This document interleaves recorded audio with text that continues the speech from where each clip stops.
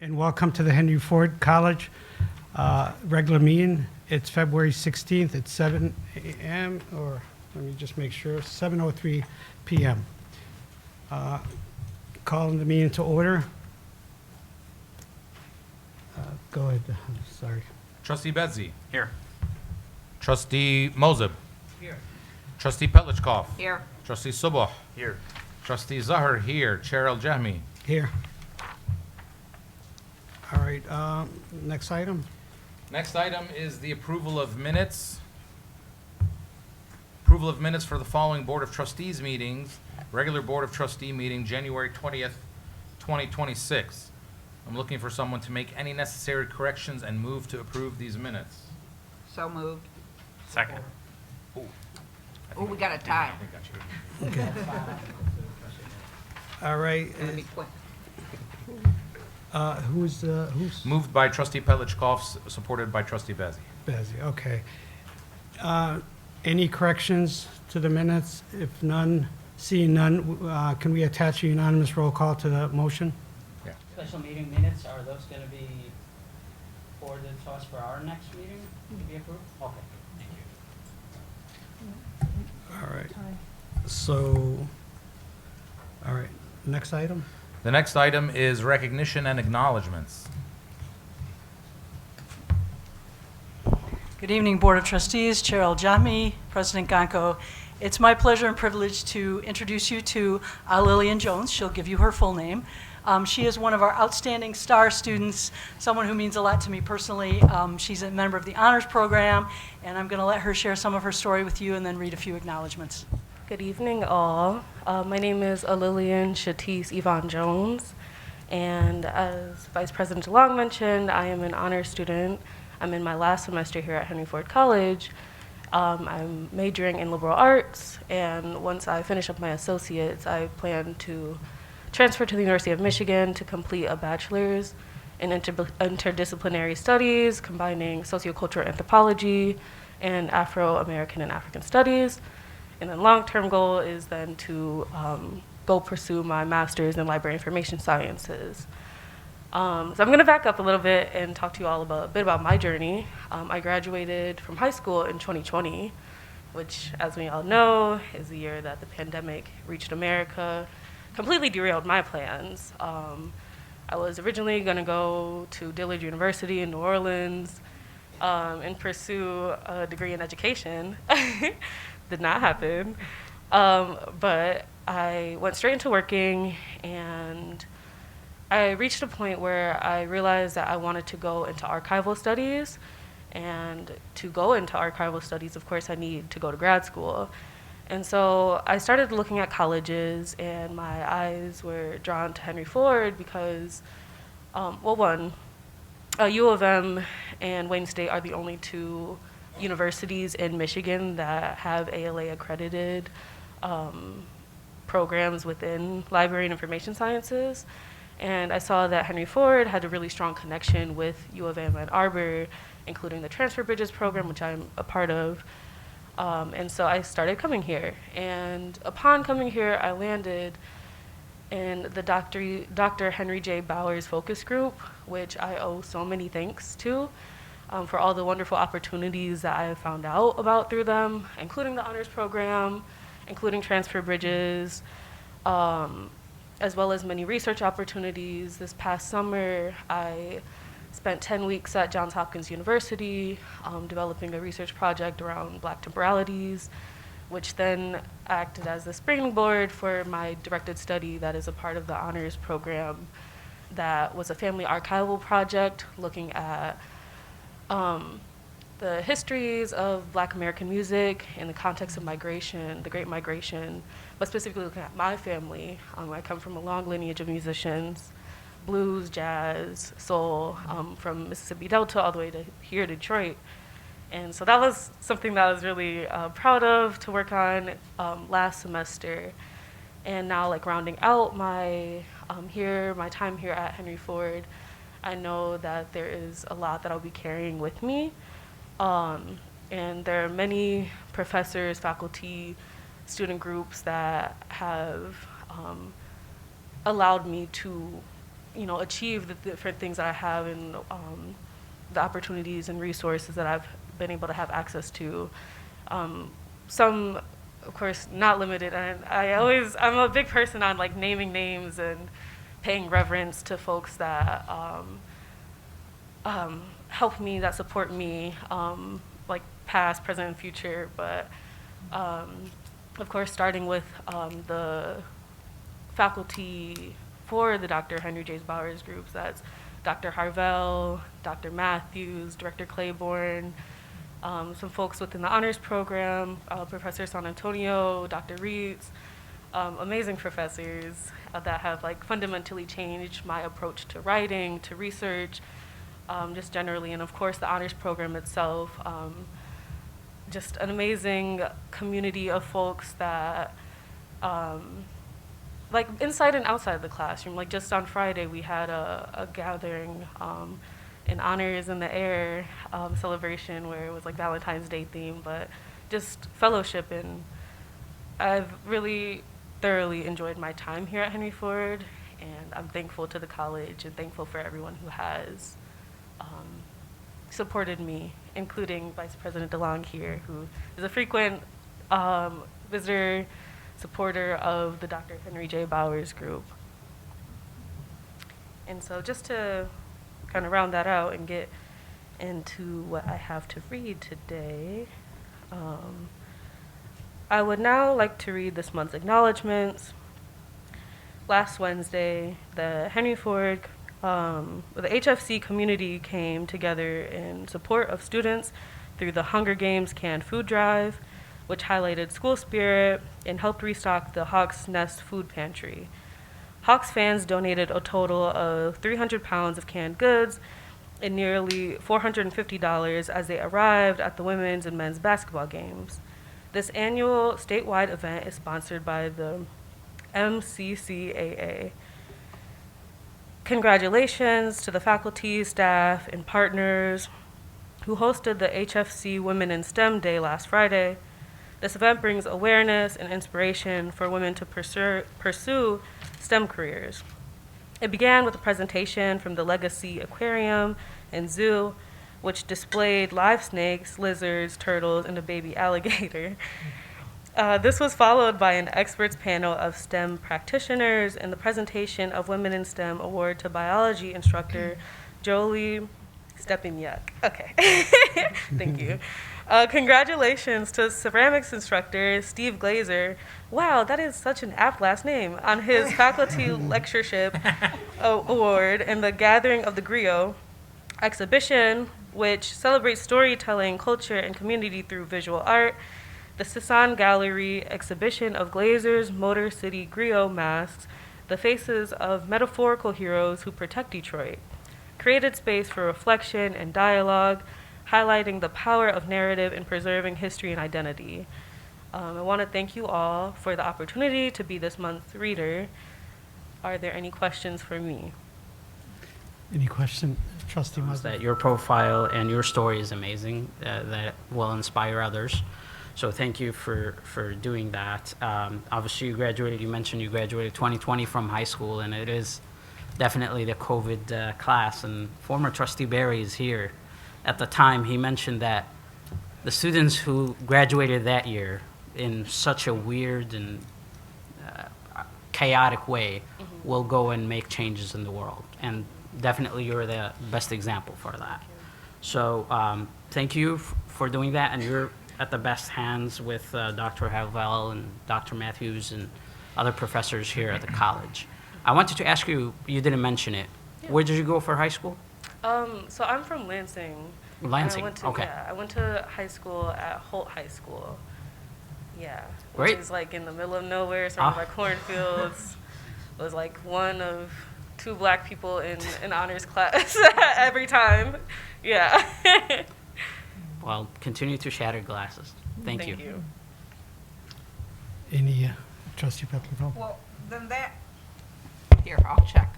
That begs the question then, if you were from, I'm assuming it's kind of a rural type of environment you're saying for high school, or a smaller community. What drew you down, just strictly Henry Ford College? Yeah, so I moved to Detroit.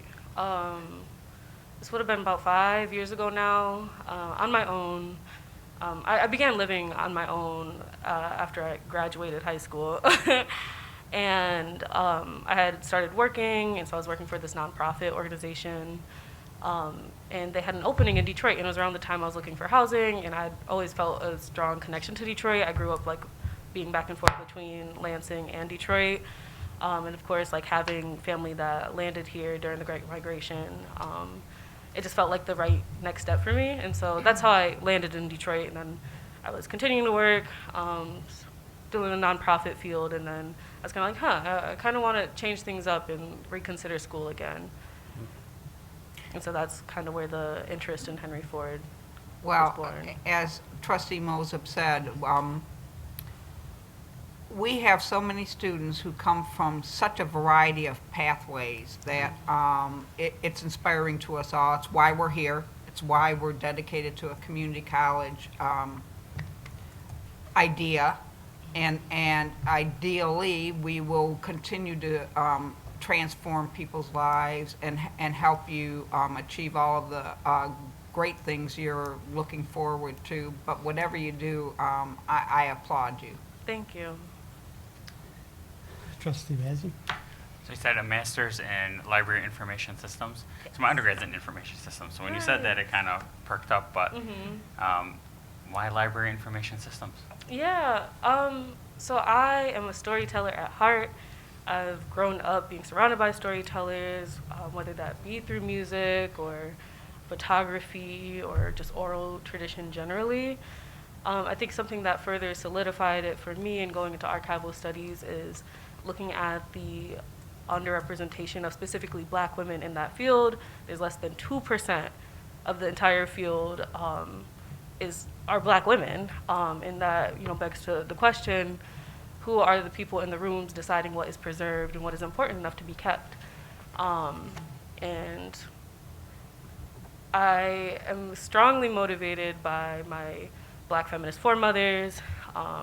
Zora Neale Hurston, I mentioned anthropology, can't mention anthropology without talking about Queen Mother Zora Neale Hurston. She died in obscurity and in poverty, and it wasn't until Alice Walker came around and bought her a headstone, and that her name became the giant within literature and anthropology that we know her to be. And so just thinking about the work that it takes to preserve those stories, I see myself that is my responsibility in this lifetime.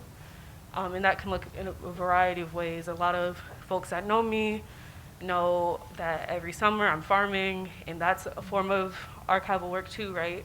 The act of seed keeping. There's specific heirloom seeds that are passed down from generation to generation, and thinking about, even further back in cases that came out hundreds of years after slavery was abolished, that women often braid seeds into their hair, and that is a promise of survival. And so I look at my responsibility within archival work in a similar way. I think it's very important, and I think documenting our history, Absolutely. Making sure everything is documented Absolutely. To the best of our ability is important. So I commend you for that. And you're a good speaker. Thank you. So a storyteller at heart. Not only is she documenting it, she's protecting it. Yeah, absolutely. Yeah. Trustee Bazey kind of beat me to it. One of the things I was going to say, I do love your story, and I concur with the other trustees, but I love the way you articulate yourself, and I enjoy hearing you speak. It's a great story, and when you speak, it's easier to listen to your story and pay attention. So that's you have that strength. And you have a lot of talent with so many different things, information system, we're all information system. But I do have a question for you. Mm-hmm. You graduated in 2020. Yes. Is that the reason you're still wearing a mask? Because of the culture? Yeah, it's like a cultural imprint. Yeah, No, it's is more, that the culture? I'm just joking. I know that there's been a spike in COVID cases. I want to say 1% of Americans are currently sick, and the rates in Michigan are specifically higher. I think it's 1 in every 23 people are carrying. I hear some folks coughing behind me. No, I'm just kidding. 1 in every 23 people is currently like contagious with COVID, and Yes, so yes, yes. on campus I mask. Oh, believe me, I still wash my hands. I still do all the things from Absolutely. 2020. But thank you so much, and, Yes, and thank we you all. appreciate you mentioned our professors, and when our students move on, it gives us a lot of pride. And Yeah. you're going to be a Henry Ford College alumni, and we're going to wish you the best of luck when you Thank graduate. you. And can I say, I'm really proud to be a Henry Ford College alumni, and I just, the relationships, like the lessons, of course, are going to stay with me, but like the connections as well. You know, I definitely plan to keep up with a lot of my peers. There's strong connection with folks who have already graduated and are at U of M, folks who graduated from Henry Ford and then U of M who still come show up to keep that like, not just, I don't know, like how to really put it into words, but there's just a strong bond there amongst the students, and I thoroughly appreciate that. And of course, you all for being able to, you know, forge these connections so that that can be a possibility. Thank you so much. Thank you.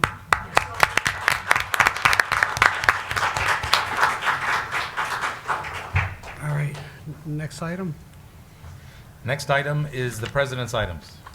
All right, thank you. My remarks tonight will be relatively brief, as you've already had an opportunity to hear about many of our recent points of pride from our student speaker. But trustees, this last week I had the privilege of traveling to Washington, D.C. to participate in the National Legislative Summit with representatives from 18 of our sister community colleges from across the state, as well as our partners from the Michigan Community College Association.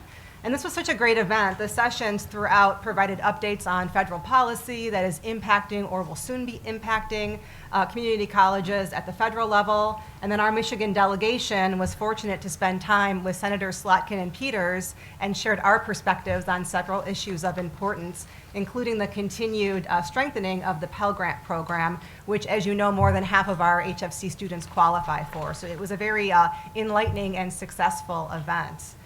Closer to home, but still along the lines of funding and finance, you'll see that we have made significant progress in our recommendation of an interim VP CFO as reflected in your agenda. So last week I sent you all a memorandum regarding our efforts to conclude the process that we've been undertaking since mid-December, and that culminated in the recommendation before you this evening to bring Mr. Bradley Mitchell to the college via a contract with an entity called the Registry. And should you decide to accept this recommendation, Mr. Mitchell will be able to be with us full-time on ground within the next week, and we will be able to welcome him here at our next board meeting. And I will conclude my brief remarks with some good news in the form of a compliment paid to HFC, and then with a little bit of levity. Last week, I received an email from the Higher Learning Commission. They were so impressed with the assurance argument that we submitted during our last accreditation visit and in the processes that we utilized for gathering all of our supporting evidence that they asked if we would allow them to post our assurance argument on their website as a best practice for other institutions to emulate. And you know, HFC, or the HLC rather, accredits institutions across 19 states. So this is quite an honor for us. As I shared during the accreditation process, it really took a village for us to complete that assurance argument, but we did have one primary author pulling everything together and making us look as good as we were able to. And that person is our longtime celebrated full-time faculty member in English, Miss Betsy Cohn. And while I don't believe she is present here this evening, I had to brag on her just a little bit and say thank you to her once again for allowing us to shine on this regional level. It's really quite an achievement for us. I will then close with just a fun fact. One evening last week, I received a text message from Dr. Eric Rader, alerting me to the fact that Henry Ford College was mentioned on Jeopardy on February 9th. So the clue or the question was, as you see before you, this Michigan city is home to Henry Ford College. Of course, the answer eluded all of the contestants, but it was our very own, beloved Dearborn. So it was fun to see our name mentioned in such a classic and distinguished show. And that will conclude my remarks this evening. Happy to take any questions. Thank you so much. Great news and great job on the HL accreditation. Really appreciate it.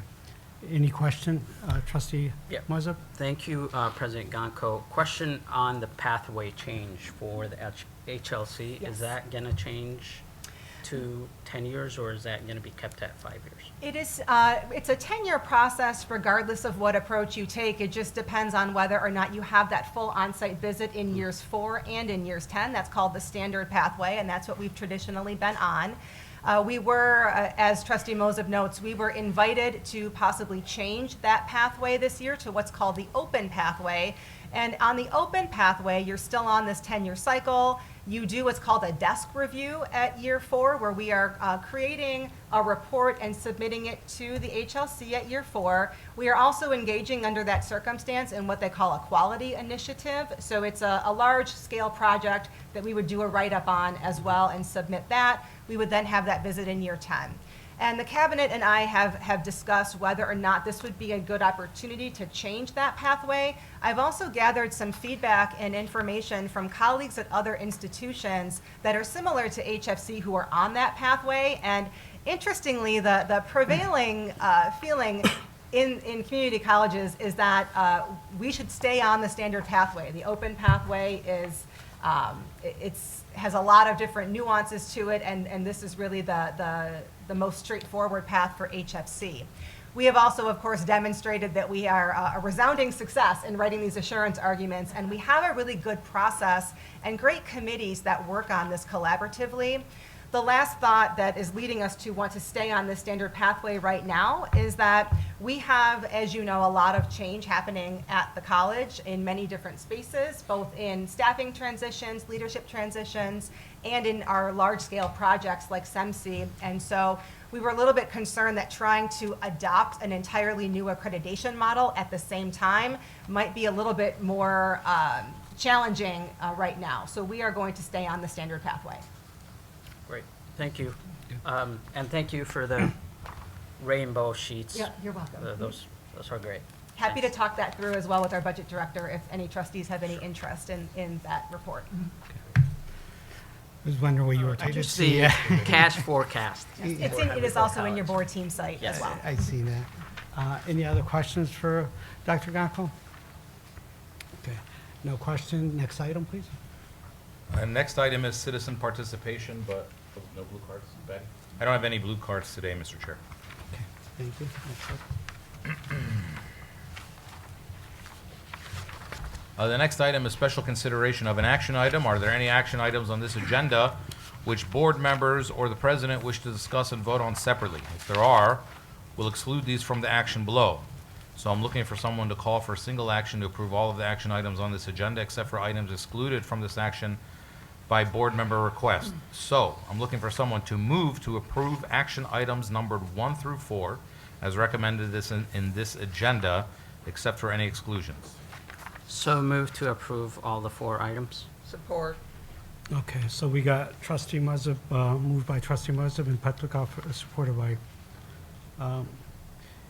any questions or anything? All right, then roll call. Trustee Bezzi. Yes. Trustee Moseb. Yes. Trustee Pelichkov. Yes. Trustee Suboh. Yes. Trustee Zahar, yes. Chair Al-Jahmi. Yes. I don't have any acknowledgements of correspondence. There's a lot of, I don't have anything unless anybody has seen anything. It's really, we're going to be talking about one of the subject, and it's really emails regarding that, but it's from board, so there's no acknowledgements at that time. Okay, the next item is board committee reports. All right, so we're going to be talking about the advisory committee, and just to give an update on some things that we talked about Thursday, the 12th, which is how to handle the semifinal interview. And we just want to bring it up to the group so we're on the same page. So we are going to have the candidates and academic search virtual, and we're asking the advisory committee to be in person. We have some action item, and Ms. Davis could give us updates on them once we get to them. So with regard to the advisory committee, I just want to share it to the full board that we're going to require everyone to be in attendance unless anybody has any concern with that, because once we make it, where people could choose, then nobody's going to come. People are just going to prefer to stay home, me included. Nobody wants to come in. So we are going to require everyone to be in attendance. We're asking Ms. Davis, who's doing an amazing job trying to coordinate everything, to get us a location, to get us the necessary equipments, which including the camera system, to be able to pick up all the advisory committee.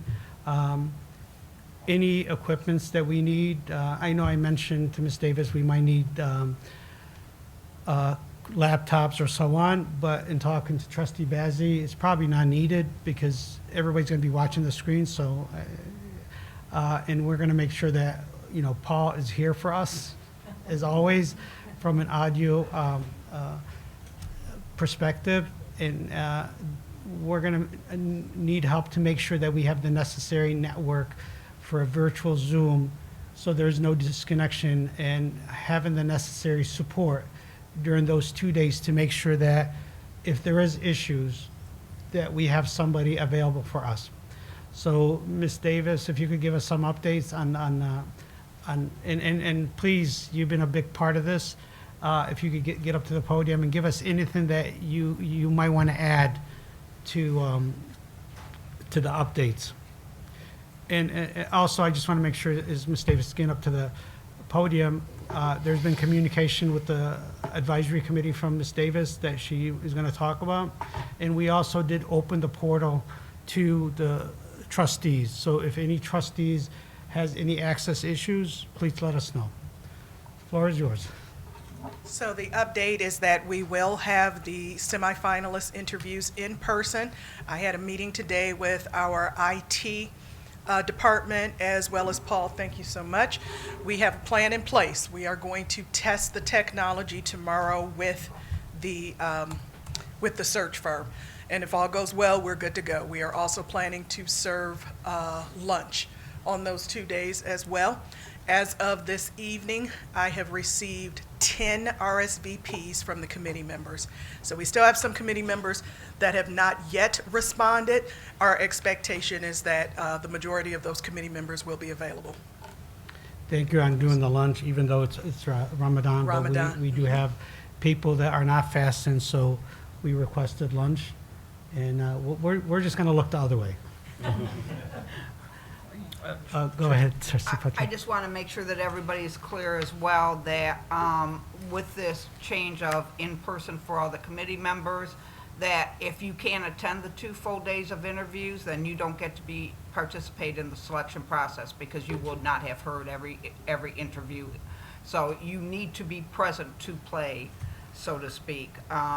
So it's unfortunate that we had to change our plans, but this is to provide the greatest integrity and confidence in the process that we can, given the circumstances. Thank you for adding that. And just to add, the date's still tentatively, and I'm looking at Ms. Davis, it's the 20th and the 21st? Correct, 20th and 21st. We will start Friday. I believe the first interview starts around 9. The expectation is that the committee will be available sometime after 8, just to give a preemptive training, if you will, to the committee members before we start our first sessions, with a break in between and a break for lunch. And it ends around 5 o'clock? That's the expectation for day one. The expectation for day two is that we will end a little earlier because we do expect to have deliberations at the end of day two to provide a list of recommended finalists to the board for approval. Yeah, I'm glad you added the deliberation on day two. And the only reason I asked what time do we end, because I have to go home and eat. So that's just. Hopefully the personal. sun will still be up by the time we're finished and we can get out of there early. Okay. Any questions from the board on the process, trustees are?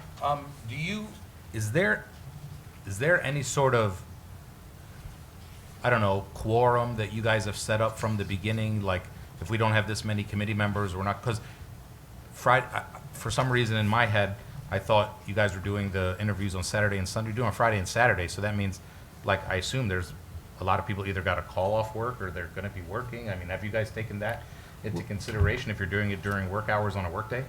We had a long discussion when you were out of the country on that. Okay. And we agreed that, you know, we made a compromise with Friday and Saturday. We also initially, it was supposed to be in the middle of the week where most of the advisory committee members were okay with that. We moved it to Friday and Saturday, and we got a consensus from the advisory committee. Ms. Davis, anything on that from your end? And or Trustee Petlikoff? No, it was a committee decision. It was not two people in the room deciding this. We had to make sure that we would have participation. Was there a quorum discussed? No. Yeah. Okay, so if on Friday, I know you said you've received 10 RSVPs so far. I don't know if you get up to, if only, I mean, hopefully everybody shows up, but if only, whatever, 14, 15 people show up, then that's the number you're sticking with on Friday and Saturday. Like, you're saying they got to be there for every interview Friday Yes. and Saturday, right? So if you only end up with 15 people from this committee that started out at 25, if I remember correctly, 25, 26? Well, 3 didn't show. So the original first meeting was only 22? We were down to 21 at this point with 3 no-shows at that first meeting. At the end of the day, and if I could answer, when the process started, we asked for a commitment from the advisory board, or committee, sorry, and we laid out the timeline. So the timeline was put together in the time frame of how long the interview will be. So our expectation is that we will continue. I don't think if people don't show up, that we stop the process, because if that's the case, we already have a commitment from candidates. Remember, they're also arranging their time to meet. And if we say, 5 didn't show up, or 10, we can't do it, you gotta schedule. Just put yourself from the perspective of the candidates. And anybody that joined the advisory committee, there's a lot of great people, and I'm hoping that they continue the process and show up. So. And it was the same thing in every search we ever did. You always lost a portion of the committee because the commitment became unsustainable for some. Sure. No, my only concern is, like, up until a few days ago, these semifinalist interviews were going to be done completely over Zoom, which meant committee members could join over Zoom too, right? Right? Correct. Okay. So if somebody were a stay-at-home mom or they work from home, then they could have figured it out. But this part was done without, this part of deciding that it's going to go from totally Zoom for everybody to committee all in a room and Zoom for the candidate, which that's what we're talking about now, right? Everybody in the room and Zoom for the candidate. Was that just decided by you as the chair, or was that put out to the whole committee? Well, if you recall, we discussed it as a board, and we're actually right now following the board's direction.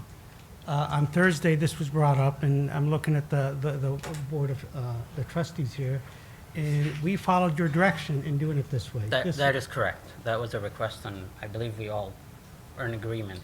Yeah, yeah, okay, Vote so, on it. oh, that's fine. Yeah. So, but did we vote on that the last No, meeting? No. no, we didn't, No. but it Okay. was just a request to make sure that, when it's in person, you have control, its integrity. Sure, no, I is- mean, is I was under a guaranteed. suggestion that we were suggesting something like that. I didn't know, I wasn't under, because we didn't vote on it. And then the committee met, or the subcommittee met with academic search to have that conversation, is this feasible? Yeah. Okay, And the just. two of you, because. No, not the, no, we. I mean, the subcommittee as in, Me. well, the two of you, because trustee D'Ambrosio is not here, or did he meet as well? No, VP Silva joined us as well to have that conversation with the search firm. Yeah. Okay. When trustee Silver joined us, the intention was also for something else. We asked him, we actually added trustee Silver, so let me rephrase this. We were meeting as a subcommittee, and we called trustee Silver to confirm what we were planning to do based on the request on the trustees. So we respected your request. Trustees are, and the rest of the group, you gave us instruction, and we followed your direction Yes. to accommodate what you asked for.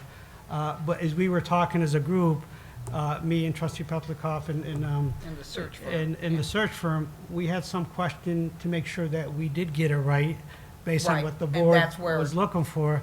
And we know trustee Sub has a great memory, so we took advantage of that. He was quickly, He was called he at joined work. us. I was texting him, and I said, it'd be easier for you to join us. So we followed your instruction. I didn't think we needed to have a motion, but are you changing your mind? No, I'm saying if we, no. I'm asking, it's a procedural thing. If we would have had a motion, then you don't need to ask anybody. That means it's just happening, whether, if we had a motion, that means that it's just happening. But since it was no motion, it was really just us suggesting to you guys, hey, why don't you do it like this? And I'm just asking what happened after that, that's all. And you're saying that you guys made that, just move forward with Because that. time was of the Sure, essence. I get it, I'm so- just asking, and then, so that's where my concern comes up of because the whole search committee was under, and I'm just voicing this as a concern, maybe it doesn't end up being a factor at all. Maybe everyone can make it. But until a few days ago, the search committee, the advisory search committee, was under the impression that it was happening under Zoom for everybody. And I know we made a suggestion in the last meeting, but we didn't make a motion. It was a suggestion to you guys, and that's why I'm asking now, if you went forward with it without consulting people on the committee, I'm just worried if there was somebody who would plan that, okay, now they gotta change their plans. I hope they all can, because I want them all to show up. But, so there's no, not gonna be any, and I'm not thinking of any committee member in specific anyway. So if there's no, way for them to watch it later if, let's say, No. for that, okay. And here's the reason why. Mhm. Even if we had done it by Zoom, there was a concern that people were going to do dual tasking and not be focused completely. The whole purpose of these interviews is to be focused and concentrating on the interviews of this way, we do know that everybody in the room will be focused on the interviews and not getting up and doing something else. So it actually is probably while it is a demand of time, they should have been doing that if they were at home as well, committed to sitting for 5-6 hours in front of a laptop screen and not doing anything else. So the commitment was going to be the time commitment no matter what, to be sitting there and watching interviews, whether it's here or at home. Sure. Or in your office. But if I remember correct, trustees, it was your recommendation that you wanted more, the group together. So what is your ask right now? Are you asking for us to go back to the original method? No. Do we need a motion to, because I really don't want us to dwell on the process. If we need a motion, if that, your request is a motion, No. that's your right to ask for a motion, and we could do a motion. Motion to do what? I'm not asking for a motion to do anything. You I'm- said I'm you- just- you said I we was didn't do a asking motion. about- No. Sorry, go ahead. You said we didn't do a motion, it was just a suggestion. So Correct. if you're looking for a motion, we'll be happy to do a motion. No, it's- What is the request? No. I was only asking about I was asking about the process and the procedure on which you guys then finally decided to go with the suggestion that we put forward. And you've answered the question. Okay. Okay. So, Yeah. appreciate it. So are we, as a board, are we fine with this process? I just want to make sure we're transparent, and if there's no concern. If not, then we move on. I have one more question, if I may. Sure. Are these, I know we also talked about, I'm trying to remember what we talked, whether, these are all things we talked about in open session, right? I don't want to make sure I don't say anything that I was going to say, be careful that, yes, you Yeah. don't cross over. Okay, I'll just ask the question then. Are these interviews, these semifinalist interviews, are they being recorded for our benefit, for trustees' benefit, to watch later? If I could Yes. answer, Please. are they, I don't. Yes, the original suggestion was to record the semifinalist interviews so that when you approve the list of finalist recommendations, you would be able to watch the semifinalist interviews. I will say that we may need to revisit that because again, the concern was about any leaks. So if there's any issues or any breaches, but the original plan was yes, that we would record them for trustee benefit only, not for any other benefit. Well, yeah, no, of course, yeah, Yeah. just for us. So wait, so I don't, just so I understand. So is that going to be happening? I'm looking at Ms. Davis. I don't have a problem with that. I I'm mean, fine I with don't it. have a problem with that because at the end of the day, you're going to get a list of candidates, and as the board, it's within your right to see the candidates that we gave you. I think when I say the candidates that we gave you, I'm talking as an advisory committee member, not as a board member. For me, trust is critical to be able to say, we accept these, candidates, and once they get to you, you have the right to interview and hire and not hire. It's not mandated that you have to hire somebody from that group. You're authorized to interview and choose, but you have to give trust to the committee to provide you with what they think are the most viable candidates. It could be a couple, it could be more than a couple for you to interview. And it's critical that we follow the process and accept the candidates, but you're more than welcome to see how they interviewed. And just to add, the questions, we recently, the questions were provided, and we asked the advisory committee for their feedback. We got some, I know I gave my feedback, but the questions will be consistent for all the candidates.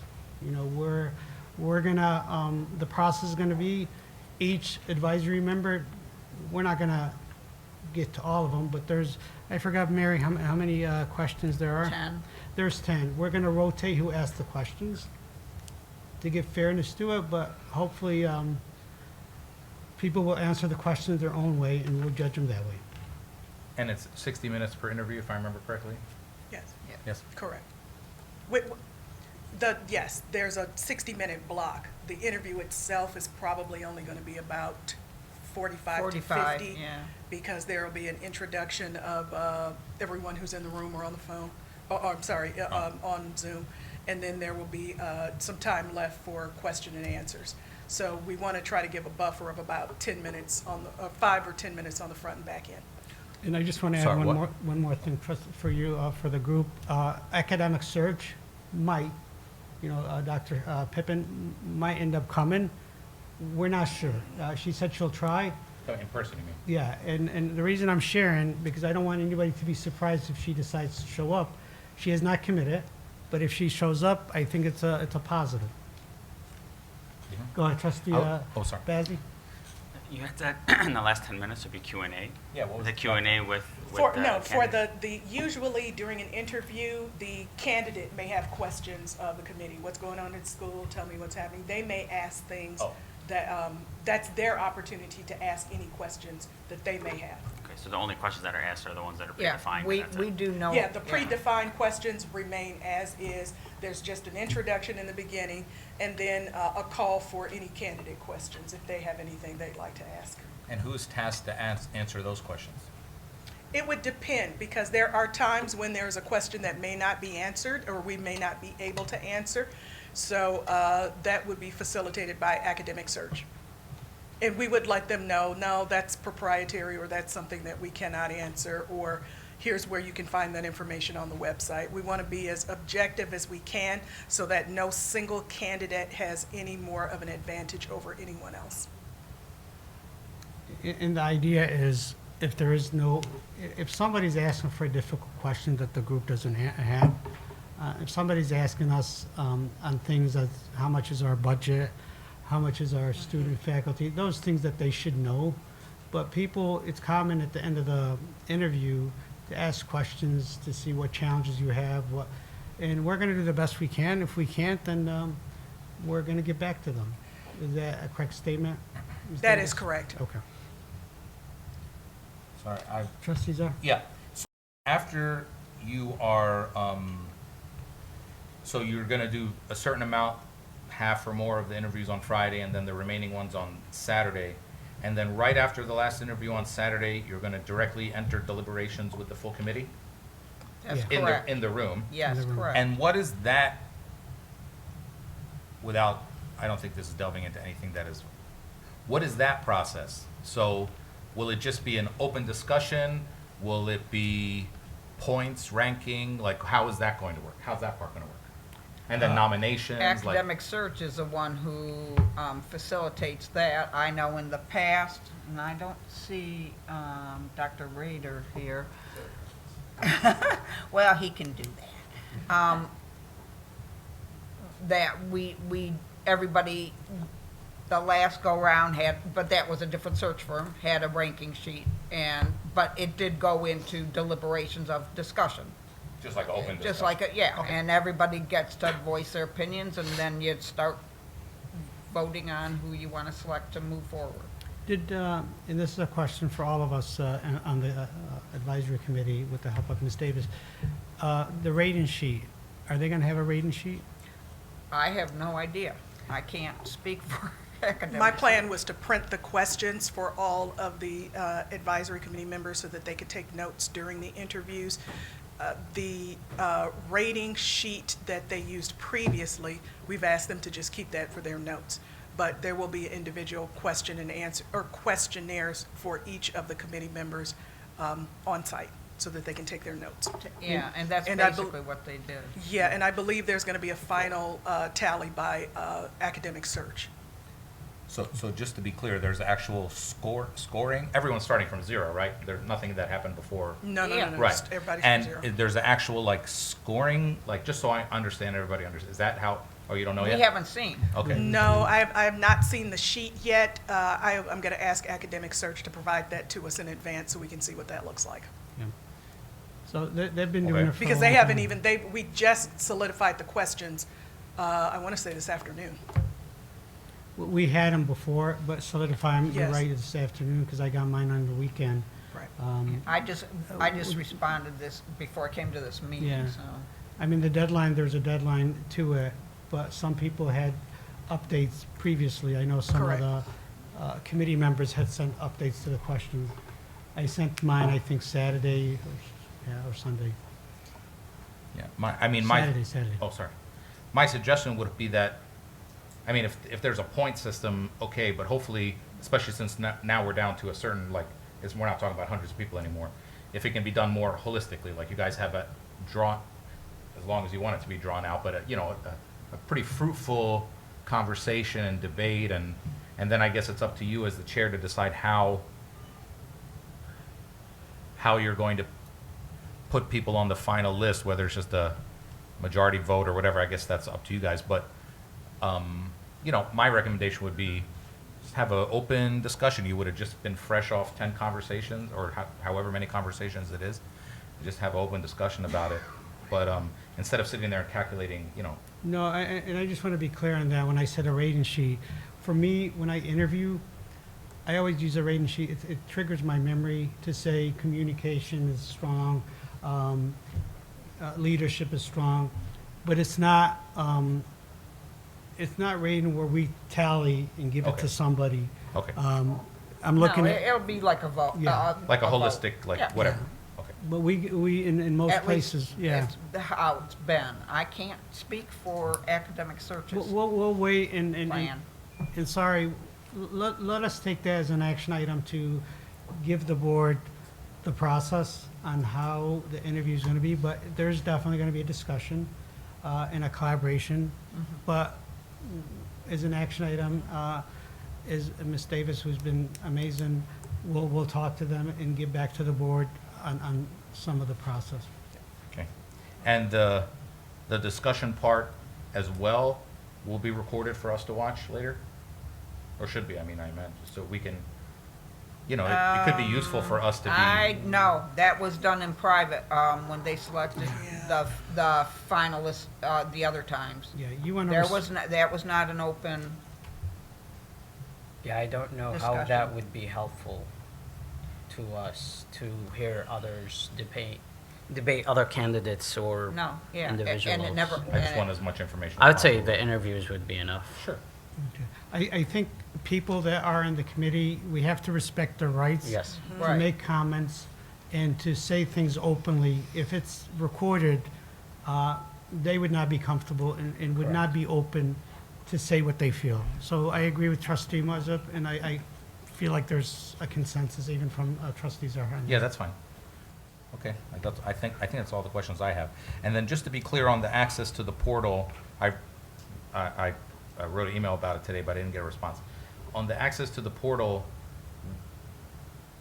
we should have full access to that portal until we appoint a president.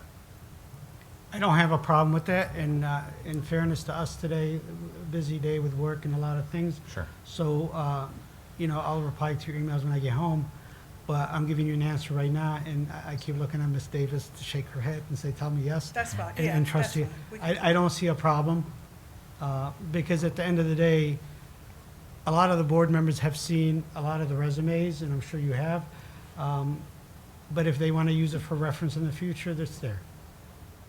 I'd like to pass something on to all of you. Am I supposed to pass it down? No, Oh. just keep that, pass that to trustee. Wait, What's that? oh, yeah, I just wanted to make sure that that was a-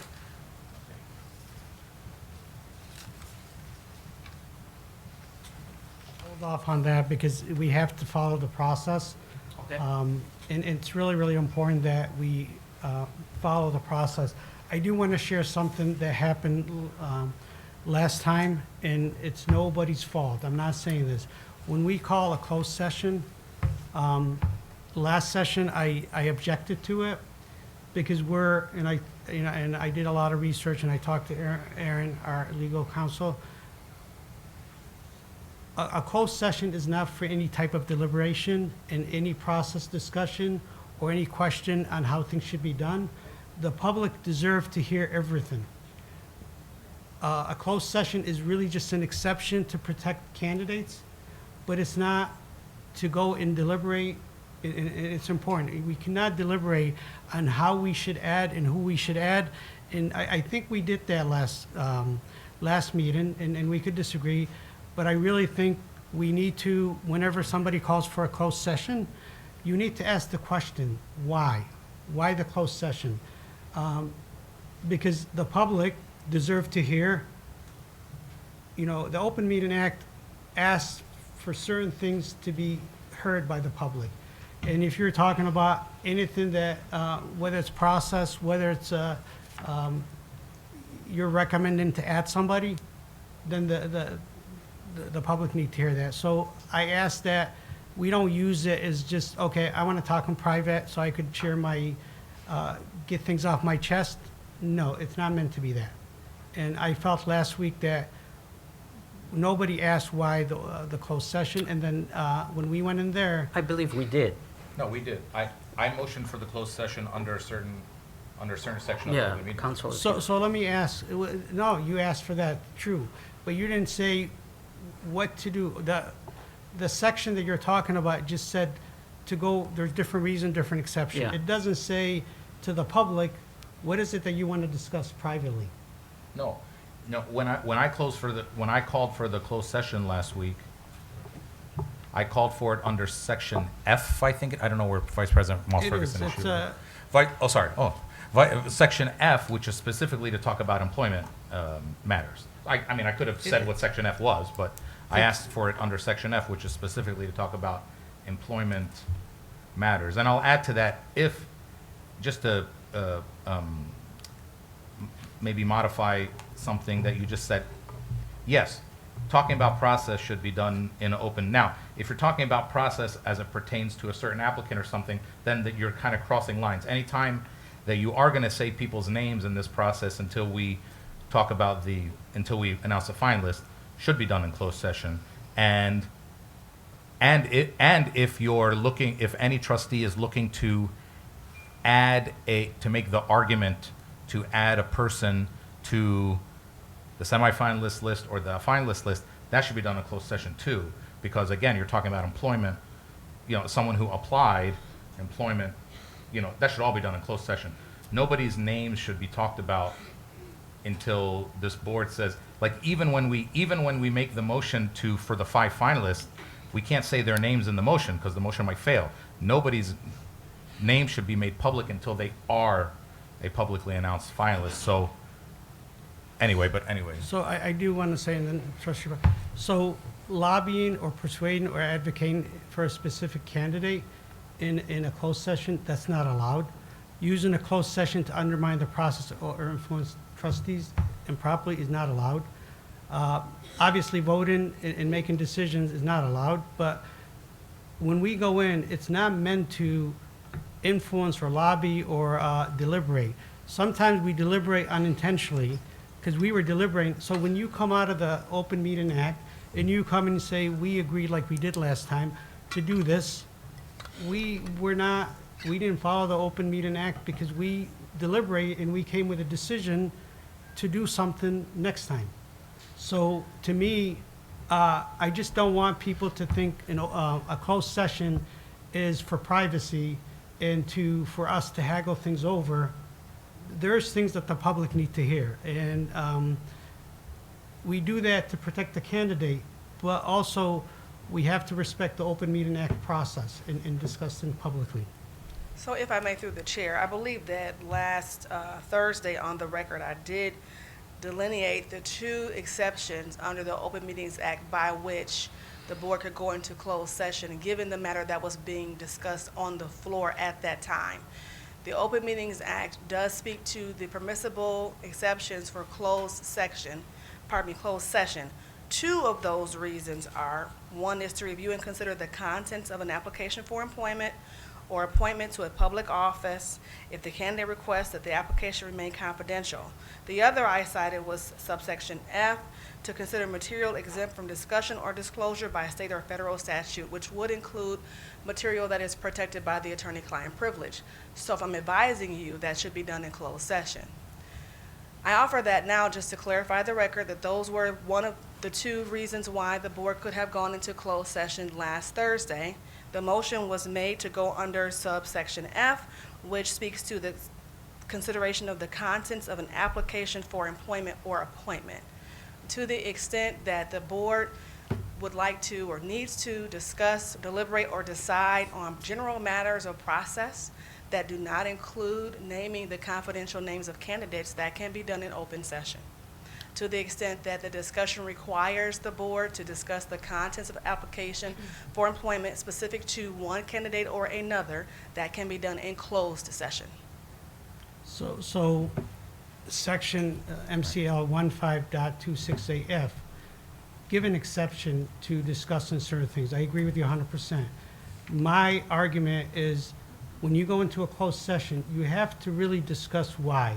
If you're saying we're going in so we could decide to add a person, hypothetically, I'm using this, then you have to discuss the reason you want to add a person in front of the public. We're not discussing names, we're not discussing who we're adding, we're discussing the need to add somebody. There's a difference. If we get to a point where we need to discuss who we're going to add, then we go into closed session. But you have to justify to the public why. The public deserves to know we should not be going in for the sake of keeping the truth. And I'm not saying we did, but I do feel like in the closed meeting that we had, we did cross, the line in some areas where we were debating, and we came out, we said, okay, we agree to allow for the discussion of adding. To me, that should have been discussed in front of the public. To justify, a board or trustee should justify why they want to add. Is it based on qualification? Is it based on gender? Is it based on race? Is it based on this? We have to show the public we are being transparent. Trustees are. I would say that if we're going into closed session, the law allows us to go into closed session by simply saying we need to discuss employment matters. I don't think we need to say more than that. Now, it still needs a 2/3 vote. If 2/3 of people don't vote for it, then we don't go into closed session. But we have to be careful of not saying enough without saying someone's name that everyone knows who we're talking about, and then go into closed session and talk about them. That's one thing.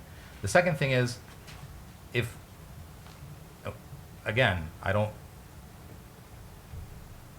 we allowed to say what didn't happen in a closed session? I would advise that you keep the contents of closed session Yeah, confidential and under the attorney-client privilege. without getting into the accuracy of what happened or didn't happen in the closed session, which I guess we shouldn't get into in any case about talking what generally happened in there or didn't happen in there, even if it was things that you thought shouldn't have happened in there, which I would advise all of us not to get into that. I would imagine that if you're in a closed session and someone were advocating to add a candidate to the list, that's totally proper for a closed session. And you don't need to say when you're going into the closed session, hey, I'd like to call for a closed session because I'm thinking of adding a candidate to the list. You don't have to do that. Well, there's a difference, trustees are. Lobbying for a candidate, and I'm going to, Aaron is looking at me like, don't say anything. And I would never mention a name, but lobbying to change the process is different than lobbying for a candidate. If you're lobbying to change the process to add a candidate, then it should be in front of the public. If you're lobbying for a particular candidate, it should be in a closed session. So what I'm saying, we should not abuse the closed session for privacy purpose. It's really the way it's meant to be. It's not meant to be for deliberation, for influencing, for changing processes. If it's to protect the candidate, which is an exception based on the Open Meeting Act, Section 15268F, we could do that. But let's not just say, let's go to a closed session, and the public doesn't know why we're going to closed session. And I would question, us. I really want to know why somebody wants to go into closed session. Is it to change the process? Is it to, if they say, okay, I want to go in to advocate for adding one more person, and it's and I have candidates in mind, then that's a closed session. So I am going to seek advice from MASB. I already sent an email on that, and I was a part of. I did a lot of research. I read MCL, and I disagree with the thought process that we just go in because somebody said so. So, for the record, I want to hear, me personally, it's a point of order to say, tell us why you're going, because in fairness, the public needs to know. If I may, through the chair, board chair, if I recall correctly, the meeting on Thursday included a conversation among the trustees, and there was a question raised as to closed session being an agenda item. So I have the agenda That was a of that mistake. meeting before me. And the calling for a closed session per OMA MCL 15.26AF was cited on the agenda. And typically, the item of closed session is on the agenda so that the public is aware the board may go into closed session under that subsection. We agreed that it shouldn't have been there, and because, and I had it there, and I take responsibility, but we agreed it should not be there, because closed session should be, lessons learned from me. It should be identified during the time if anybody needs, if it's requested. It's a motion to go into closed session. It should not be an agenda item. So I take ownership on that.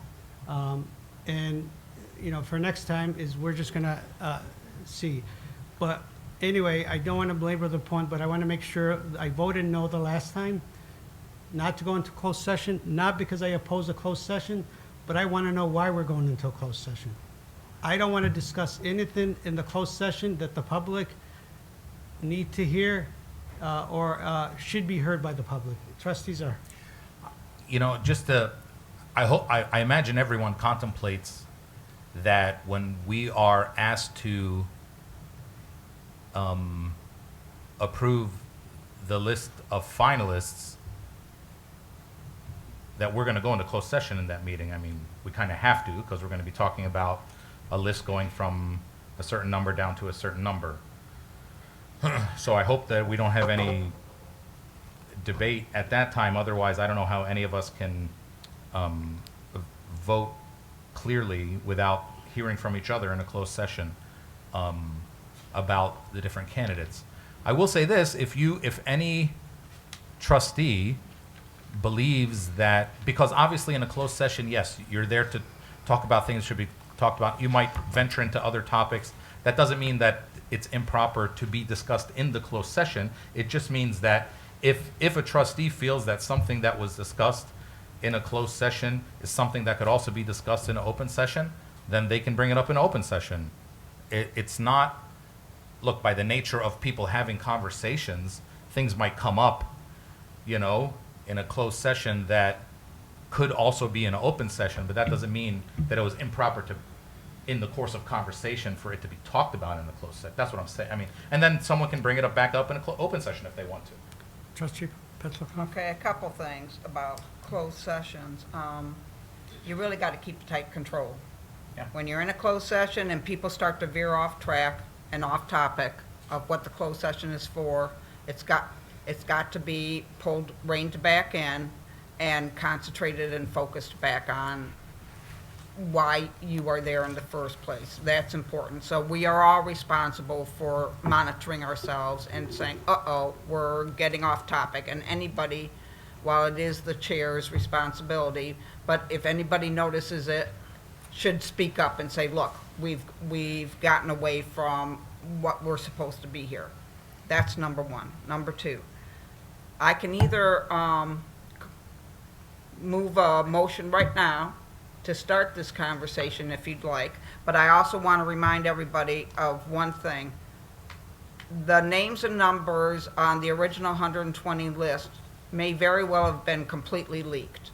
So those numbers would be identifiable if we were to use those same numbers. So if, and this is a hypothetical if, we want to move a name forward off that original list, the numbers have to be changed. We can't use the same numbers that were attached to those names because somebody might be sitting out in there with the whole original list. So I want to make sure that that's understood.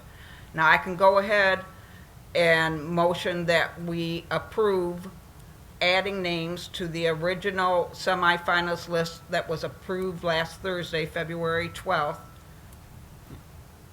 That's the motion. Well, I think Wait, sorry? Are you? What's the No. motion? Move To accept, to approve adding more names to the semifinalist list that was approved on Thursday. I think the initial thought was to keep the list the same. Well, we would vote on it. Yeah. If it fails, then we would keep the original Okay. list I don't without understand. adding names. I'm saying Are you? Right now, do we, I don't know how to clearly, I understand. Yeah. I think you're direct, but I think we may need to do that individually for individual. If you have particular Well, first candidates we- that you would No, I like to think add. no. I First, think we're she's just meaning saying, to do we say- even want to do it at all? Oh, do you want to do it or Do not? it at really, all. she Do you really- want to move? No. I understand your motion now. Yes. Yeah. So trustee Petlicoff is asking, do we want to add to this list or just keep the list Right, that we approved whatever- on? whichever way But I you think- vote, well, but I need a second. for I that. think, is the motion to keep the list the same or to No, add? you can't have two ways. Yeah. You No. gotta have it in one direction. But if you motion to keep the list as the advisory committee recommended, then we have a vote, and if it fails, then we go into adding.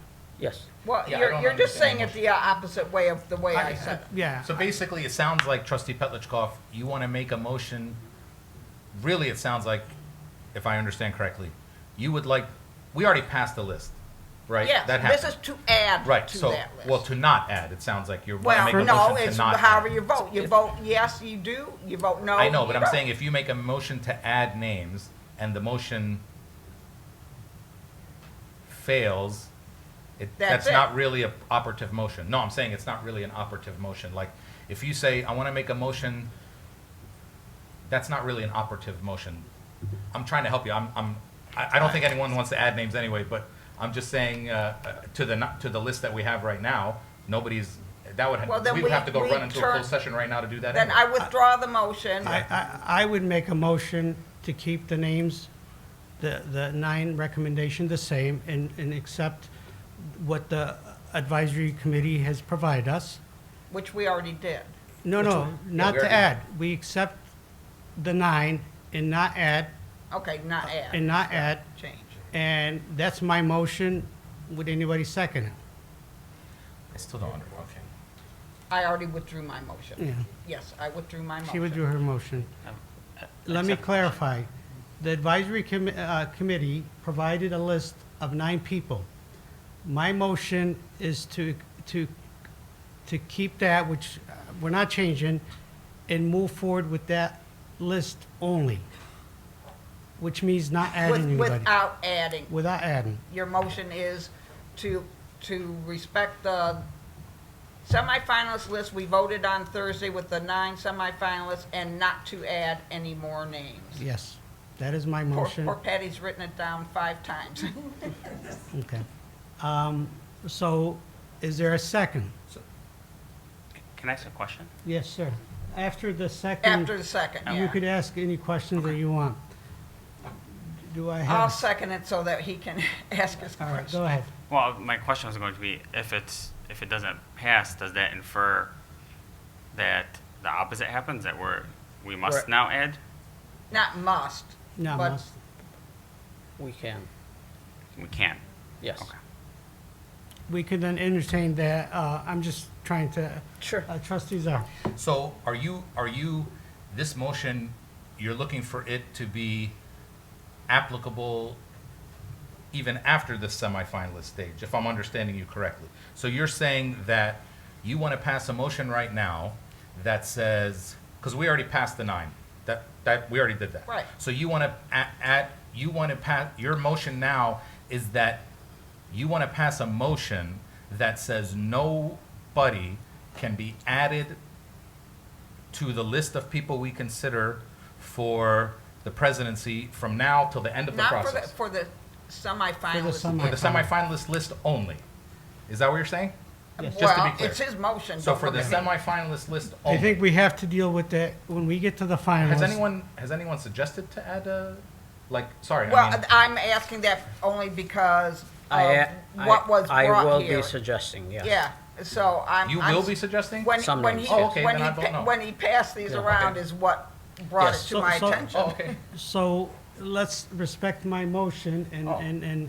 Well, I and- want to know why we're having a motion. That's Well, now all. you know. Okay, now I know. because- Okay, fine. I didn't Yeah. know what these things were. And, Okay, and my motion is to respect figured that the one out. advisory committee's decision okay.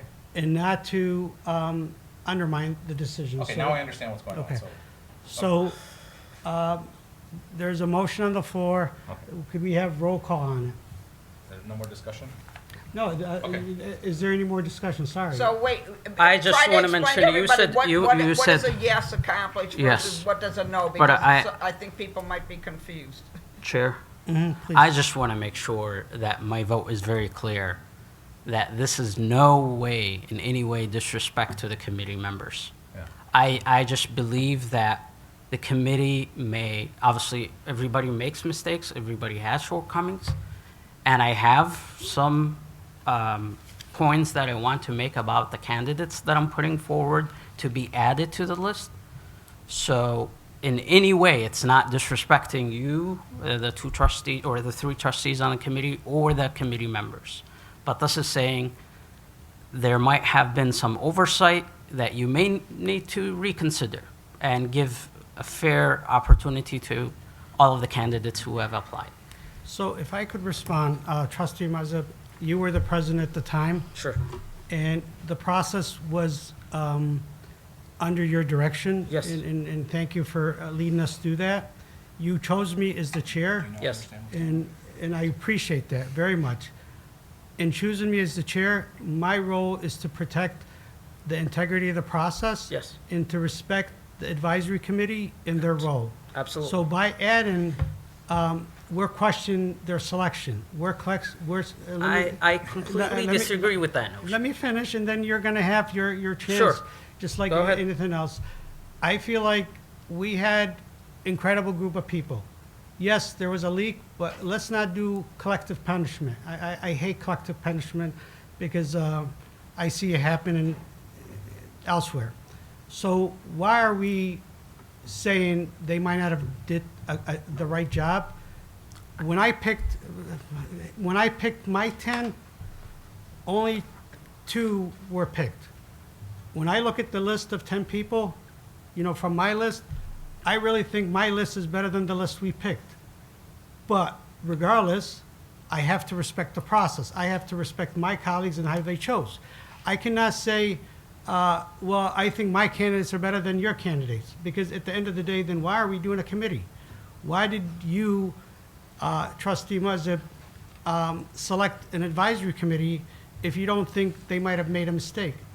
Nothing is perfect in life. Nobody's perfect. You're not going to have perfection. So I do think when you say we need to add, your question, their choice, because, but that's my thought. Go ahead and, Again, sorry. I'm sorry, trustee Czar, but I just need to respond to that. First of all, again, it's no disrespect to the committee, and there is precedence to this. So the previous committee that we had, a presidential search, there was a candidate who happened to became the president of this college, who was not on that short list. It was a committee decision. And it was a committee decision, I understand Let's that. be clear on that. The advisory Not committee an chose it. not an after. Right, but effect. as I mentioned, I believe some candidates may have been given unfair advantage of the information that I reviewed myself and saw what some candidates, or I'm sorry, some advisory committee members said, and that's fine, about this candidate, and has definitely swayed the committee members not in favor of that candidate. And that information needs to be checked. There was no vetting of the candidates. And that information there, I believe, has swayed the opinion. The number of recommended first was a certain number. I don't want to delve into details, but it was down to 0. So that was kind of concerning. And again, this board is the oversight board. We selected this committee, but whenever injustice happens, I'm sorry, I believe is my duty to say there was some injustice to some candidates based on the information that I read on that profile or on the comments of the committee. And I believe that person, I'm not saying that person should be on the short list. I'm just saying that person deserves another chance, or actually 2 people that I'm advancing. They deserve another look from the committee, and they could be interviewed, and I will respect the committee's recommendations. So let me ask this. Do you think both candidates that you gave us were received injustice, or one? They did, yes. Based on the information that I read on the PDF that we all. How do we you all read. know, how do you know they received injustice? both Because them? of how they went Or are from. you, yeah, go ahead. If how the ratings came to be, that they had a yes from the candidates, a certain number, and then that went down to 0. And I believe that was based on what was said from other So if I could committee respond, when the process, and this is for the public, each committee member will choose their top 10. And they would have strengths and weaknesses. We all Yes. put that. And then they tally the votes to be able to be seated, and we vote on people that got the highest vote. And when we talk about each candidate, we respect the advisory committee to give their opinions. Yes. Opinions are subjective. For example, I might look at a candidate and think they're great. Yes. You know, but somebody might see a red flag where others might not. You know, it's different perspective. People have. That's why we chose 25 people, is because they have different opinion. yes. We voted, and the first vote was who got majority votes. We had 3 of them that got majority vote, and there's a group of them that were like in the middle. They were hovering around the same number. So to give you an idea, the vote. And we voted again for those people that were close, because we need to get it to 10. So yes, you're going to have comments, you're going to have subjective.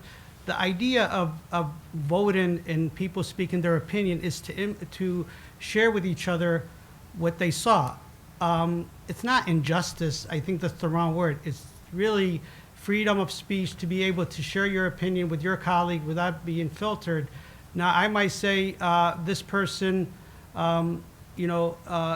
is, and I'll use an example, hasn't been at his current location for a long time, so they're a risk. I'm just random. People are mature enough to make their own judgment. They should not follow my opinion, but we have to listen to each other. Some people pushed hard for people. I pushed hard for one person, really, really hard, and they only got 3 votes. You know, did I go home crying about it? No. I accepted the process that you defined, that you led us through, and now I guess that process was not right. I don't disagree with the process. I just say, once again, every process has its own shortcomings, and there was injustice, I believe, based on the comments that I read, and I feel this is the place to correct them. That's, Okay, Trustee Zar? I believe Trustee I'll Bazey, defer to sorry. Trustee Bazey first. Sorry, I didn't, No, go ahead. Trustee Zar, your hand's up, and No, I it's can't okay. see Mine his was. face. I'll defer to him. But I still want to go after him. Yeah. Okay. Just a question. I think Trustee Pestikoff, you may have the answer for this. Okay. The last presidential search, it was 10, but the subcommittee or the committee decided they want to add one They more. wanted and to add, it's more. 11. It was strictly a numbers game. Just in Yes, order, Yes, right? in order. And so, in my mind, there is a precedence there. The subcommittee could do that. We're the board. So I would say that we have that ability as well if we wanted to. It's not disrespect to the subcommittee in any way whatsoever. I think the subcommittee has done a fantastic job Absolutely. going through and dedicating time away from their family, time away from anything that they may be doing to dedicate to this very, very important task. And that's why I voted yes on Thursday to approve the recommendation that they provided. And so in no way whatsoever am I disregarding the work there. I thank the committee for their work. I thank the committee for their time and dedication. And I thank the committee for their continued time and dedication as we continue to move forward. But to Trustee Mosip's point, if there is something that we can, as a board, want to discuss, I think we have the latitude to do that. If the subcommittee can make a decision to do that in the past, I don't see why we couldn't. And again, it's a motion, we vote, and we go. Again, no disrespect to the subcommittee whatsoever. Yes, thank you. Okay, any trustees are, So just so everyone's clear what we would be considering here, no one is talking, it doesn't seem that anyone is talking about undoing anyone who the advisory committee put forward. That's We number. can't, unless you Well, make unless we another would motion. reverse our motions Yeah. from last week, right. So just so everyone's clear, and I've said this a bunch of times in different meetings, because I think the 7 of us should and do all take our roles and our statutory roles pretty seriously. The committee is called the President, according to the website, it's called the Presidential Search Advisory Committee. Okay, they give us advice. At the end of the day, I am against this motion. I'm going to be voting no on this motion, and I'm against this motion just on principle. I'm not even sure that it would be a valid motion. Like, I'm not sure that we can make a motion that takes away our statutorily and by law defined duties, which is we select the president. And how we do that at any point is we add names, take away names. Yes, we value the work of the advisory committee. It doesn't mean that we can't modify it when we see fit. The 7 of us are the ones entrusted with this decision. I don't even think we should be, a motion like this should never be on the table. The 7 of us at any time can have a discussion about adding, subtracting, modifying, whatever. That's our job. And that's actually in the bylaws as one of the main things of our job. I don't know how we can pass a motion that basically takes away some of the things that says we're supposed to do in our bylaws. I don't think it would be a valid motion anyway. But I'll be voting no, just against the spirit of this thing. At no point should we be telling each other that we cannot consider more or less different applicants in this one sacred duty that we have. I think if I could, I think you have a tendency to use freedom and rights is it's a broad term.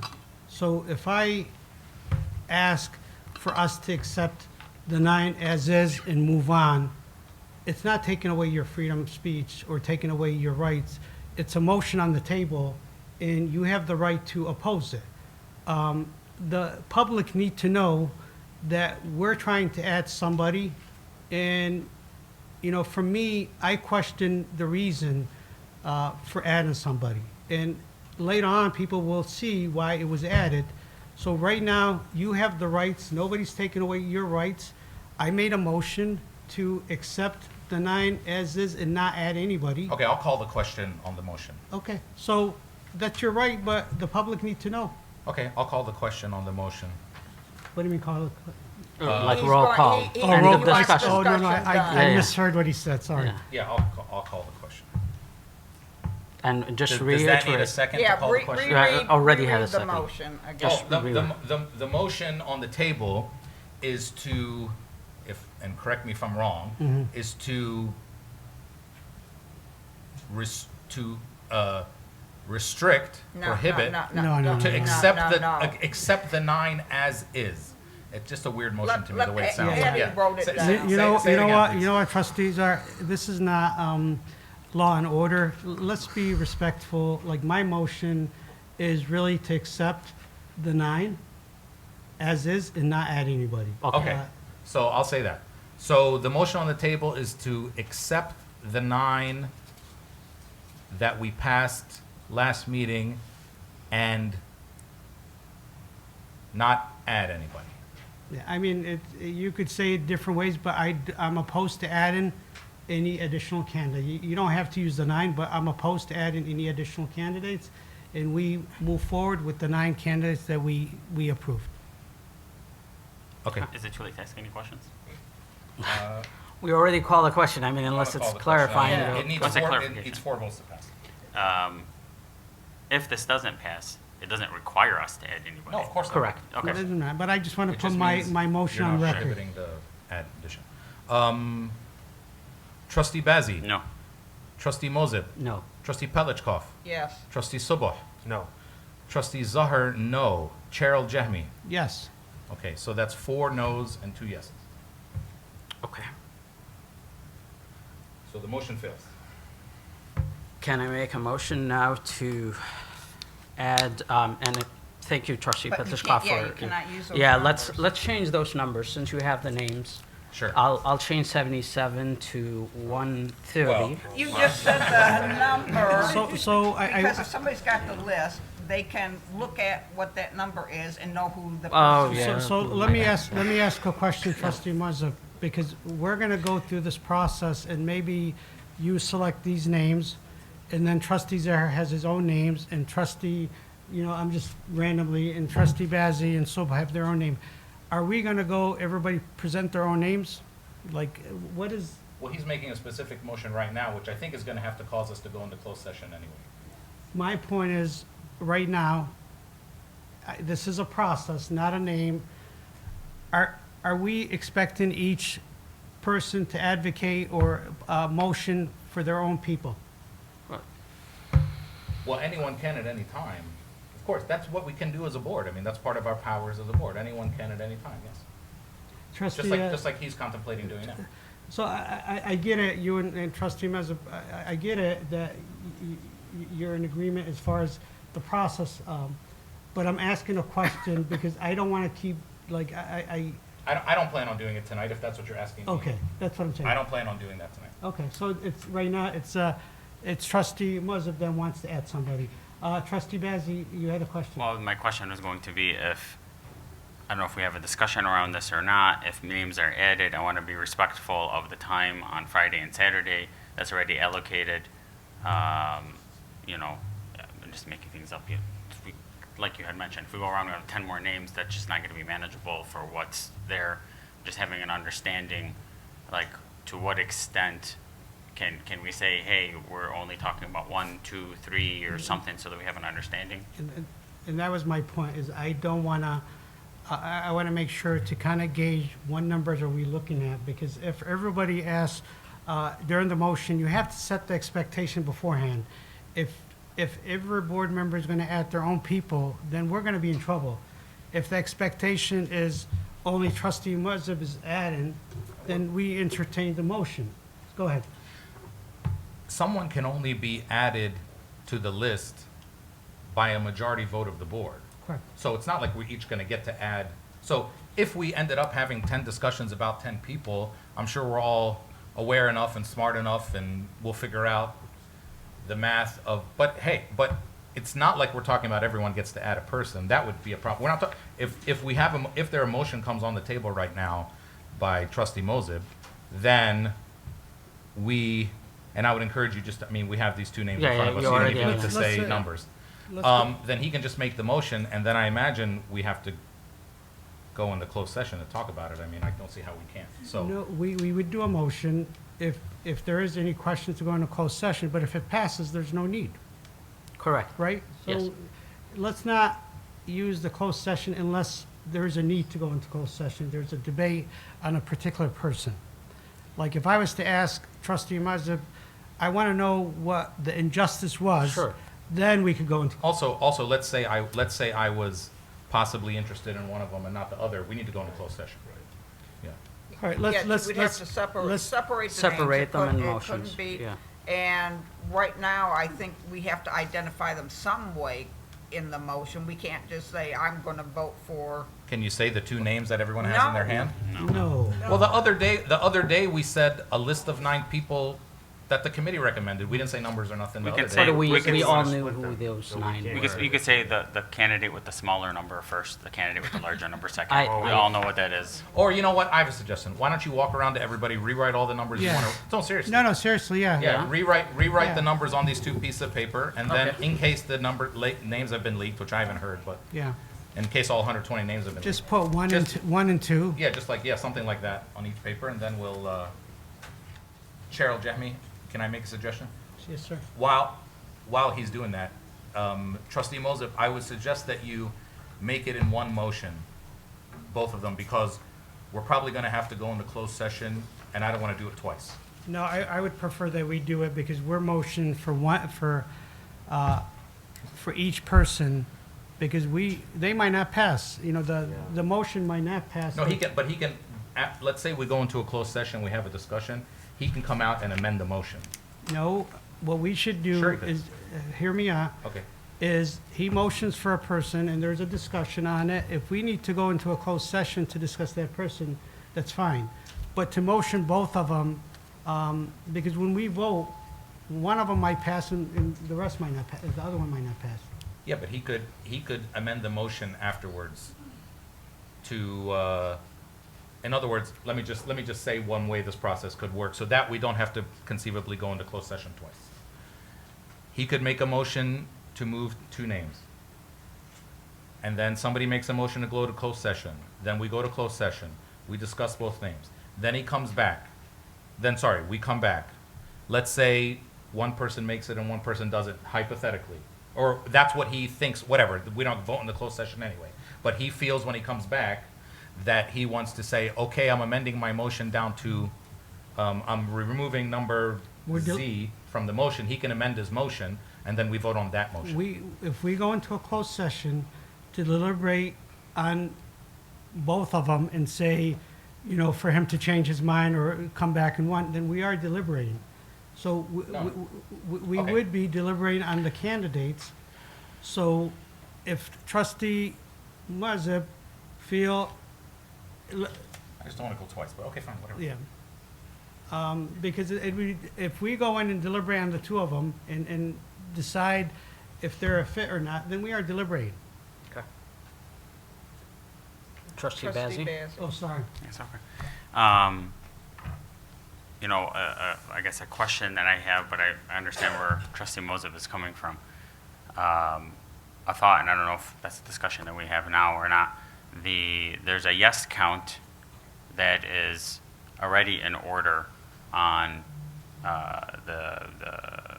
the way the votes went with the subcommittee. If there was something to be added, I know we have 9.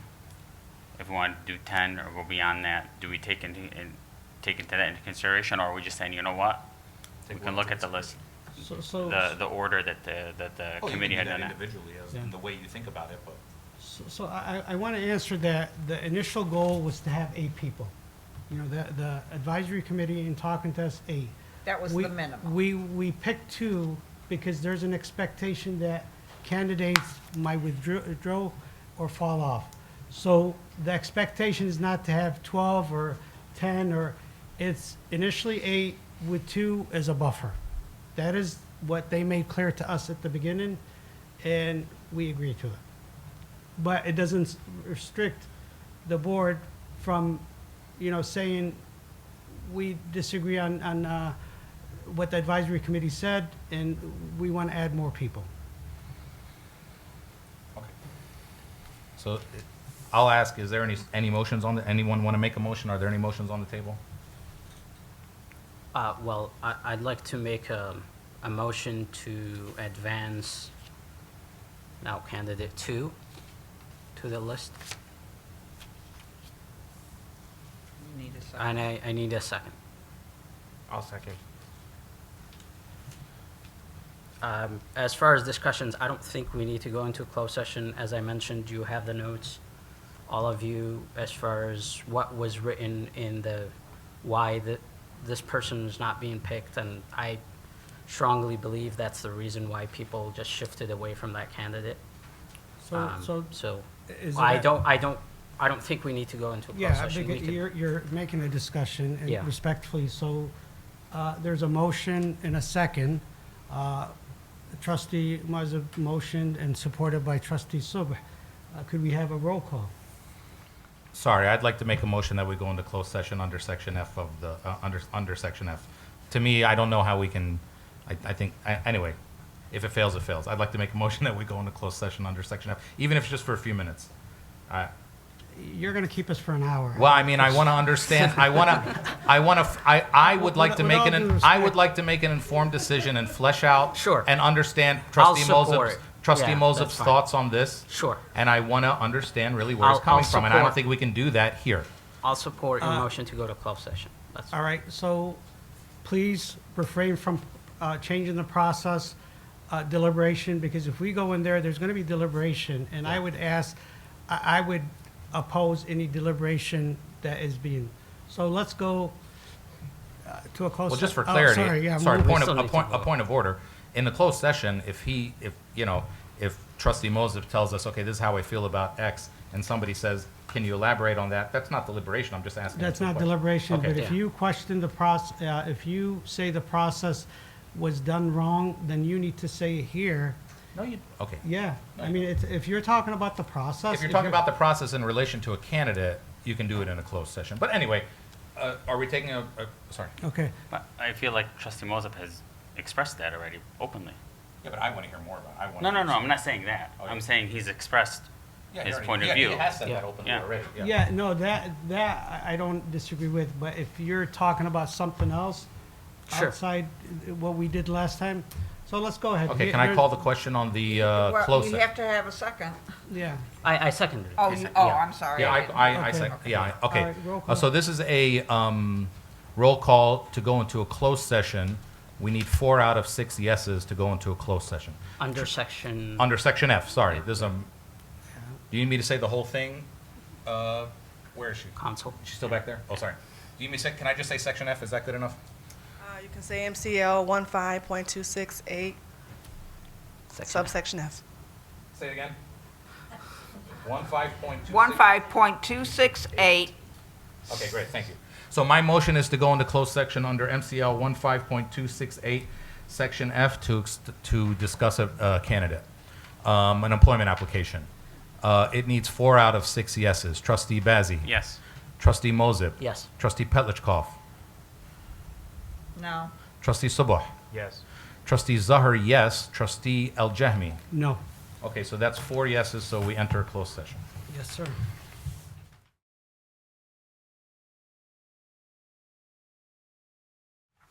Thank you for being patient with us, and the meeting is back to an open session.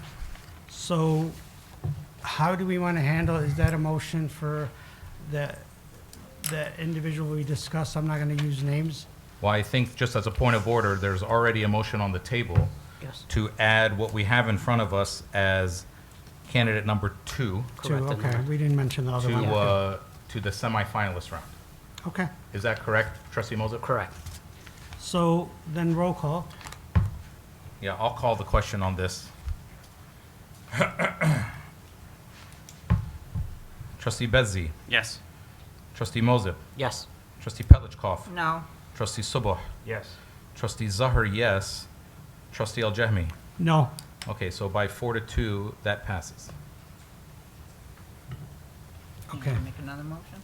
All right, and this, as another point of order, just so we're not, everybody knows, I received a blue card, but I only received it while we were gone, so I don't think We we can consider, can't right now, we consider can't it. But I entertain just that. wanted to let you know Yeah, that we received. unfortunately, we have 5 minutes and our point of comment. So we already Okay. did anything else on that? If So not, I think this was, sorry, just another point of order. This all happened in board committee reports, part of our agenda, I believe. yeah, And you were talking about the board committee, the committee on the advisory search committee. Just so that we have to, just as a point of order, we need to finish before 9:30 before we yeah. make a motion. Okay, If we need we had a to, policy No, committee we can meeting today. extend that. we could always extend it. Oh, that's right, we can say. Yeah. 15 minutes at a time. Could we then do a motion to extend the meeting? Yeah, I'll make a motion to extend the meeting to I'll 9:45. support. All right, all in favor, or is there roll call? Roll call, Trustee Bezzi. Yes. Trustee Mozip. Yes. Trustee Petlichkov. Yes. Trustee Subuh. Yes. Trustee Zahar. Or me, yes. Trustee Jahmi. Yes. Oh, sorry. All right, committee report, what was it, policy? Yep. Go ahead. Since we have a few minutes, we had our first policy meeting tonight, right before this meeting. Vice President Moss Ferguson brought forth a new proposed policy, essentially is setting forth some guidelines for sponsored contracts and projects in accordance with the federal uniform guidance. So we went over that, and that'll be coming forth soon. And then also brought forth proposed changes to our current existing contract review policy. Just a few minor changes that we discussed, but as a contracts nerd, as somebody called me, I really appreciated and enjoyed that discussion. Was that me? Yes. Okay. It may or may not have been. And then we had some general conversations from questions brought up by Trustee Zar and Trustee Mozip. One regarding AI policy, and we'll be circling back around that moving forward. And then the second was regarding, I think I want to categorize it as enrollment data Demographics. regarding. The gathering of demographic data of students. Yes, there you go. So great conversations today, and more to come. Okay, anything else? All right, any other updates, board committee reports updates? Hearing none, then request for information or future agenda items? Chair, just a request for information as far as, I know I've asked this about 2 years ago, and probably the report still exists, as far as dual enrollment students. How many do we have from each district? And did that, obviously, we can compare that with the, I want to say 2022 report to see if it has increased or decreased per district. Okay, any other requests for information? Go ahead, trustee Petrichoff. We had a conversation at the P12 meeting recently once again, and it was brought forward by the DFT president about Penn Foster. Oh, that's a good point.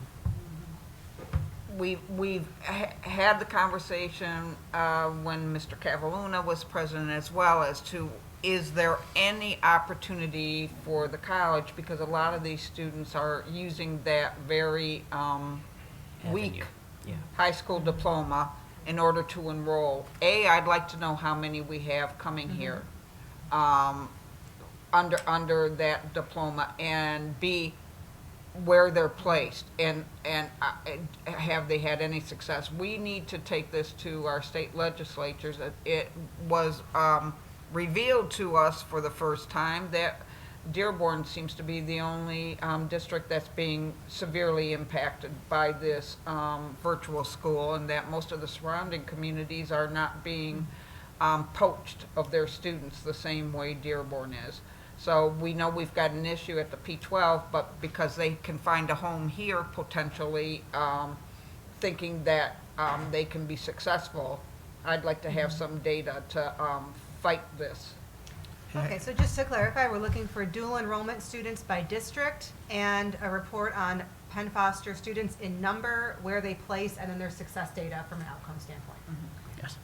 Yeah, and is there anything, just one last sentence, and then trustee, is there anything that we could do to not prevent, to make sure that there's guidelines being followed, you know, with regard to Penn Fosters and kids coming from Penn Foster?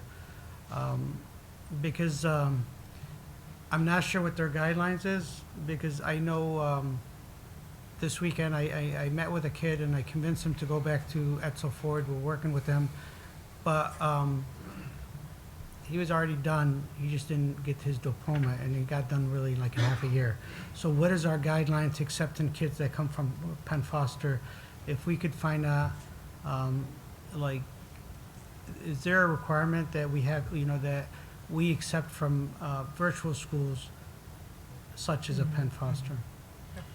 Trustee Zare. Yeah, and I was going to ask, I'm even more forceful. I agree with Trustee Petlicoff and Trustee and Cheryl Jehme on this, which is there any avenues that we can, whether it's Prevent? well, yeah, or whether it's maybe give Which them more stringent entrance exams, whatever, because I think there's a real concern. And obviously, what we want to achieve by all of this is encouraging students to stay in our schools, and you know, we want students to stay in our programs, which we think are elite, instead of taking what sometimes might be the easy way out. And we just don't think it's best for them.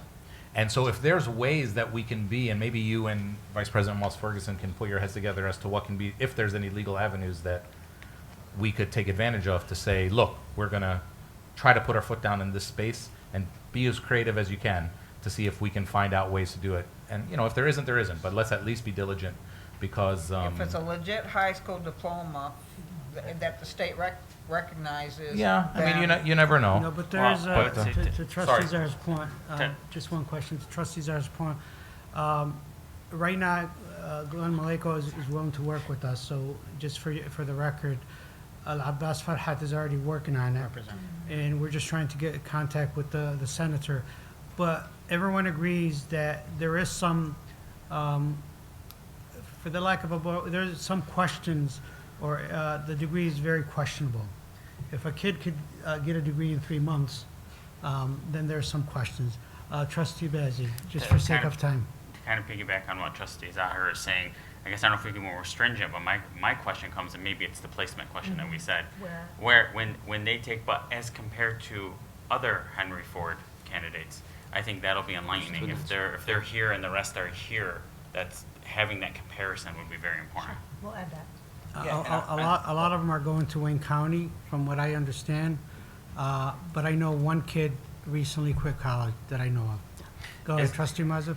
I just want to say from previous experience, I do have a family member who did take Penn Foster, and that family member had to take so many remedial courses in order to graduate with an associate's degree from here, and it took a lot of encouragement, and it was difficult because that person obviously lacked a lot of the basic foundation education that they need to succeed in a community college with a vigorous curriculum that we have here at the college. I just want to mention, and to add to the point of writing a letter, actually I was drafting that yesterday, so I'll share that with you soon, and hopefully we can get that signed and sent to our legislatures, because I believe that's where we can make the biggest impact, and that will not only help students in our district, but also students in the entire state. Yeah. I think, we're part of the, forgive me the name, the Association for Community Colleges. We should take it to them as well. It's not just us. That's a good point. And if we can come together as a group and send something or send a message, I think that's even more powerful. I know Trustee Mazza is the representative. I was just voted on today, so. So Congratulations. In saying that, then you could bring it up.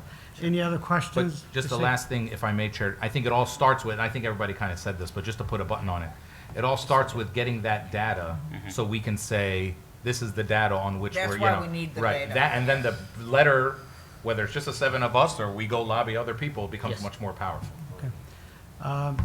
Anyone else on this? If none, if there's no other business, then we adjourn the meeting. No, we have more business. Oh, what did I do? Yeah, sorry. It's okay. The next item is Oh, the board future member meeting. commentary. Oh, sorry. Just point of order, I know Trustee Zari, you wanted to mention some kind of citizen participation, but I don't know. Well, no, I was just informing the chair that I received a card while we were out at the closed session, after the- and so it didn't fulfill the requirements of coming in at 10 minutes after the meeting started. Okay. Doesn't mean I mean, anyone- it is the chair's directive as far as. Correct. if I you was want just to I was just entertain letting them know but- that it got here. That's all. Yeah. Yeah. I mean, if the board It wants is your him to speak, directive as a I chair, just but- feel like if we open it up, then we're going to open, and I know Sometimes that I have allowed that in the past as a chair. the person that's asking is one of my favorite people, but I just want to be consistent. All right, If there are no objections, if there are objections. if then- there is no objections, Does the form have to have the topic that they want to talk about? No. No, it's No? optional. Okay. okay, so let's allow it then. Okay. Okay, do you want me to read the whole citizen participation thing? Will you waive that, Chair?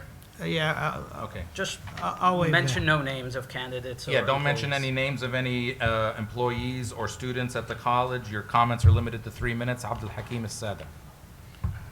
Good evening, Chair Al-Jahmi, Acting President Lori, trustees, thank you for your service first. And thank you for keeping all of us interested in this all this time. Sorry. For